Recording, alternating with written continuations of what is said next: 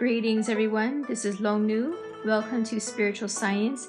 Now I'm continuing with part 2, and it's talking about the contemporary references on animals in Buddhism. Today, many Buddhist leaders and lay people are becoming even more vocal in their support of animal welfare.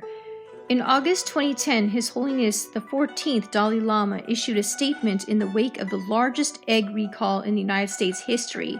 In a letter, the Nobel Peace Prize laureate decried the egg industry's cruel treatment of hens and urged egg buyers to switch to cage-free eggs. The abuse we inflict on hens has always been particularly disturbing to me, and I have always been particularly concerned toward how these animals are treated in industrial food production. I am troubled to learn about the practice of confining egg-laying hens in tiny cages. In these cages, birds cannot engage in their natural behaviors, such as spreading their wings, laying eggs in a nesting area, perching, scratching at the ground, even standing on a solid surface. Each hen has less space to live than the very sheet of paper I have written this letter on. Turning these defenseless animals into egg-producing machines with no consideration for their welfare whatsoever is a degradation of our own humanity. Switching to cage-free eggs would reduce the suffering of these animals. In the Vegetarian Way, His Holiness the Dalai Lama wrote, "Life is as dear to the mute creature as it is to a man. Just as one wants happiness and fears and pain, just as one wants to live and not to die, so do other creatures." The Dalai Lama also stated that today, more than ever before, life must be characterized by a sense of universal responsibility, not only nation to nation and human to human, but also human to other forms of life. Finally, the Dalai Lama added, "Compassion is most important for happiness. We must treat fellow human beings as equal. That is very important, but also all beings who have capacity for feeling.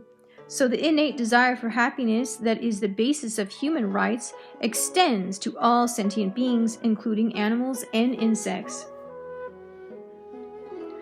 There are now some individuals and organizations who care about animal rights and are showing concern about the suffering and torture of animals.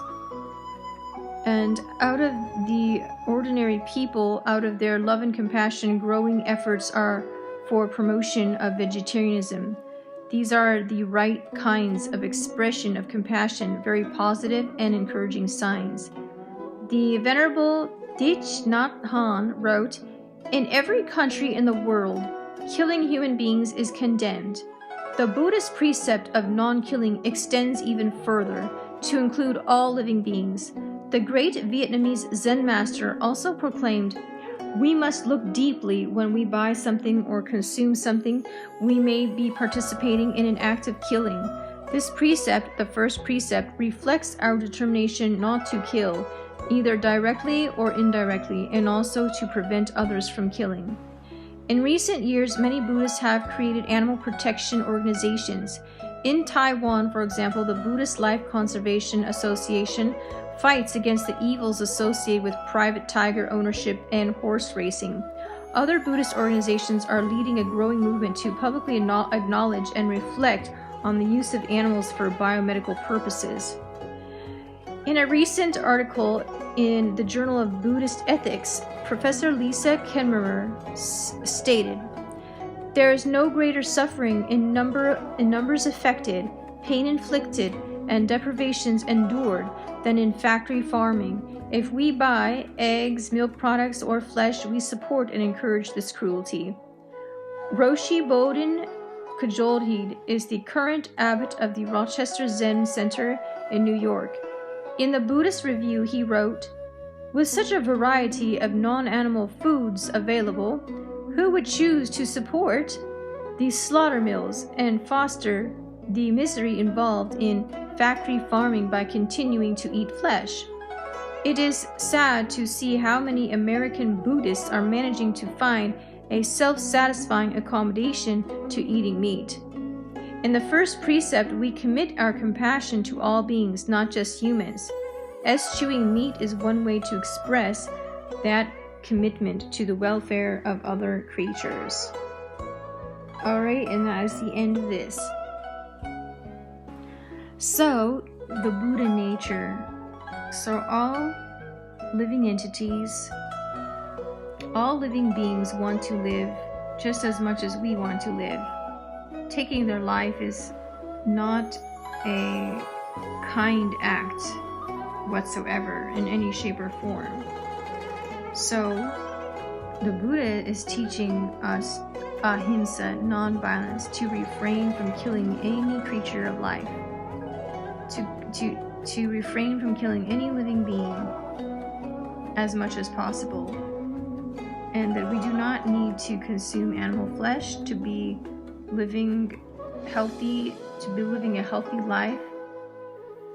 And therefore the Buddha does describe what foods are appropriate to eat, and in his description of the foods appropriate to eat, he does list cream and milk, butter, ghee. So dairy is an appropriate food to eat, but not animal flesh. So being lacto-vegetarian is very sanctioned by Lord Buddha. Being, lacto-vegetarian, Buddha might sanction lacto-ovo-vegetarian perhaps, but it should be from the cage-free eggs like that. But yes, but no animal flesh, and this is a very important part of Buddhism, because Buddhism is all about compassion.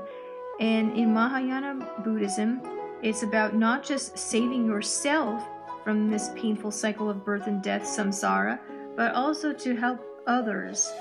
And so we don't help others by killing them. So we have to have compassion for all life to be able to have loving kindness, which is talked about a lot in Buddhism. To develop loving kindness, we can't develop that feeling and thought in our minds while we're consuming meat. One has to refrain from eating meat to actually fully develop true compassion and loving kindness towards all life. And it's the most important part of Buddhism is our minds, our hearts, and our thoughts. And this is the way to overcome the negativity of this material world. That we can see and we can relate that, oh, this animal is suffering. Oh, these animals, they're suffering just as we are suffering in this material world. Oh, they have pain, they're getting injured, they're getting hurt, they're getting old, they're dying, they're taking birth. So everyone in the material world, every living entity is in a condition of suffering from samsara, birth and death, being born and going through birth, death, disease, old age, and all kinds of injuries and pain and all kinds of other things as well. So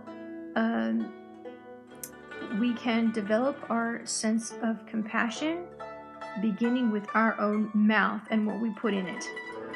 And that's the start. So by eating foods prescribed by Lord Buddha, then you can develop this nice sense of compassion. Alright, I will stop there. Thanks for listening, everyone, and have a beautiful, blessed day.